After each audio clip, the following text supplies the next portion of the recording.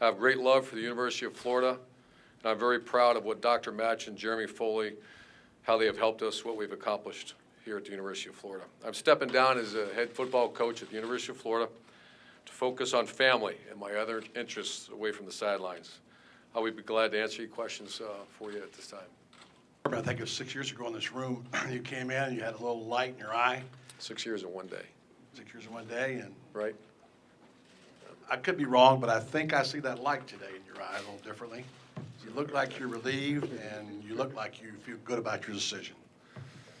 I can't even begin to tell you how much I appreciate what this university has done for myself and my family, and more importantly, one of the great, I've gotten I want to say 175 text messages, and a good chunk were from Ryan Stamper and some of the great players I've had the fortune of coaching here, and to think what they have built.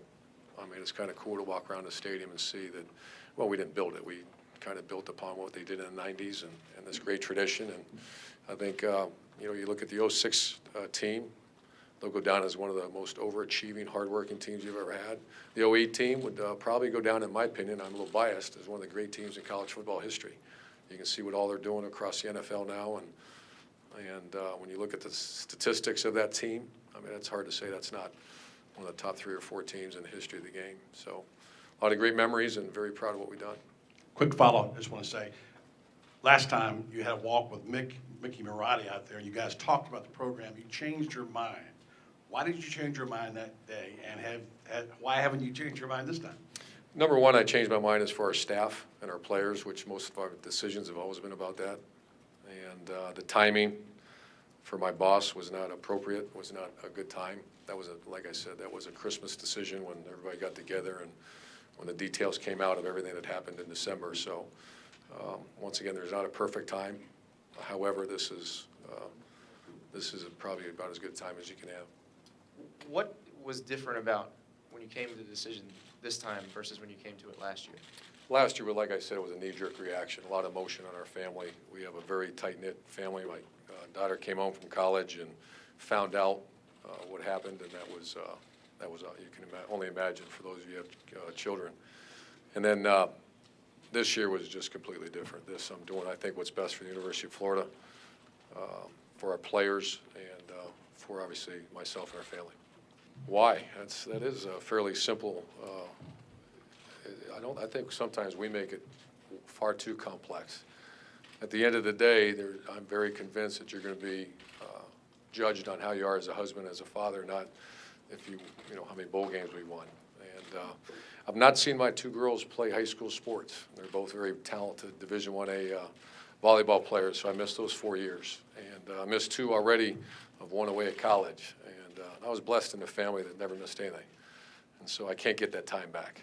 And I made a commitment to them that when we came here, I was going to make sure they graduate from the same high school. We've done that. I made a commitment to them recently that I'm going to get to enjoy the best years of their life, and that's right now. As far as recruiting goes, how have you talked to recruits that are committed, uncommitted? Yeah, that's a tough part. Where do they kind of go from here? Well, I talked to a handful of them already. I'm going to make a bunch of calls here tonight and tomorrow. Florida's Florida. Florida always will be Florida. Even last year with the issues, we put together a great class. We have great coaches here. I'm sure the coaching candidates will be fantastic, and we just got to get moving. And obviously with all this early signing and everything, timing's of essence a little bit. Absolutely, I'll help. Full speed ahead. Mark. Well, it has to be fixed. It's broke a little bit right now. But the way you fix it is hard work. And when I say broke, it's broke because of a constant attrition of coaches who, God bless them, they've gone on to be great head coaches. Throughout college football, I think someone said we have 10 that have been on my staff over the last 10 years. So I've obviously been very fortunate to have the best coaches in America, and they're proving it on their own. You lose 5 juniors to the NFL draft, and then you have that little bit of a void in there right now. But it's Florida. We'll be back stronger, in my opinion, stronger than ever. We have the facilities. We have everything in place now to do that. Urban, is it harder for you at all to leave after a year like this rather than a more successful year? Does that eat at you a little bit? Yeah, it does. I just think Florida deserves the best and I'm not sure we gave them our best this year. But there's never perfect timing, and so it does, but When did you meet with your players and what was that like? that was tough. I met with them today at 2 o'clock.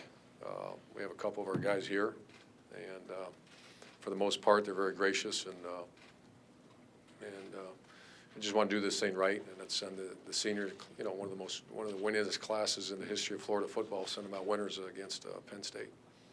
Well, I'm going to put a resume together, and I'm going to try to be a Gator Ball assistant baseball coach this spring. And I've not put a resume together in a long time, so I got to have a little help with the interview process too. Try to help them out a little bit. Thank you, Coach. Thanks, guys.